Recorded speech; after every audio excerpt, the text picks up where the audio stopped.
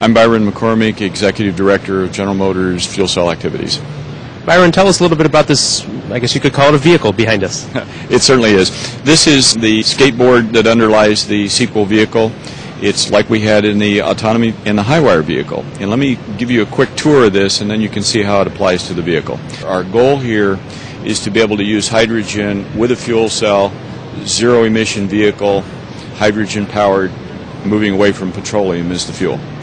The center of the vehicle is hydrogen storage. These are compressed hydrogen storage tanks.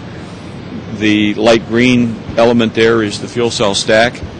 That produces about 80 kilowatts worth of electric power. That's split into an electric drive in the front to drive the front wheels. Conventional electric drive is an electric vehicle. And in the back, we've got something really pretty revolutionary here. We've got wheel hub motors where the motor is actually right in the hub.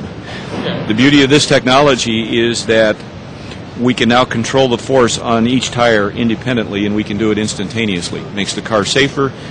And in fact, for people that are interested in performance, this particular motor has high torque from the second you punch it all the way up to maximum RPM. So you've got a flat torque curve.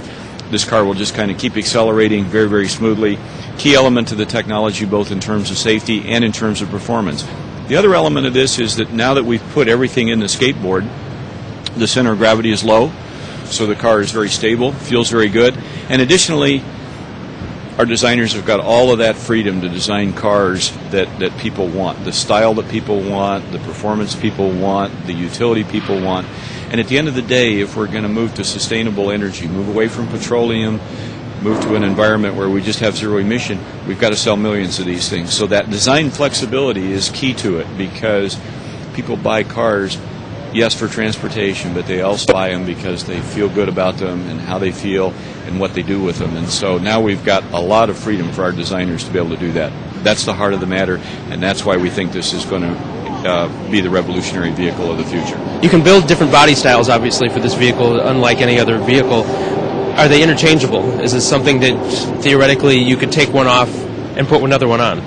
Yeah, we've actually looked at the idea of changing body parts out. In the sequel, we have not done that. It's a little bit more conventional in the way we've done it, in part because when we started with the autonomy, we did in a very aggressive and very different kind of a design. With the high wire, we had electric controls that our current car driver wouldn't be comfortable with, although I got to tell you, the kids understand it real quickly and say, oh, why don't you go to a joystick and things.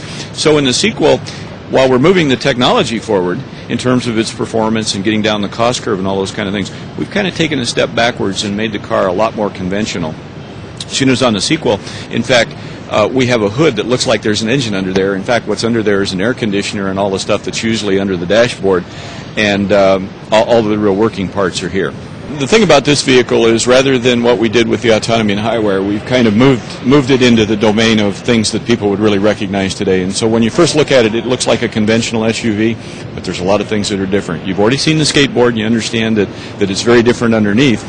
Interior-wise, it looks like a conventional dashboard, but there's a lot of room in there. But what's really going on is that place that's on the top of the dashboard where you normally would not be able to do anything, you open your glove box and maybe you can put a little pamphlet or something in there. The whole dashboard opens up as a storage area.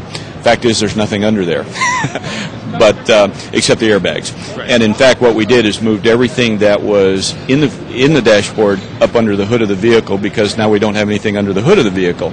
So we've got a lot of flexibility here, and what we did with this is really design a vehicle that today's current car buyer would recognize and feel very much at home with, and that was our intention. Full performance, 300-mile range, 0 to 60 in the kind of times that they would expect, an interior that's styled along pretty much conventional lines, but when you start looking at the details, like that dashboard, you find out there are some things that are radically different. And if you've ever tried to store things in your car, you know how nice it is to have that kind of space. Is there any kind of time frame where something of this sort could be on the roads? Our CEO gave us the challenge, Rick Wagner gave us the challenge to have the technology ready to apply to a vehicle for the showroom around the 2010 timeframe. In fact, specifically, he said, have the technology ready by the fourth quarter 2009.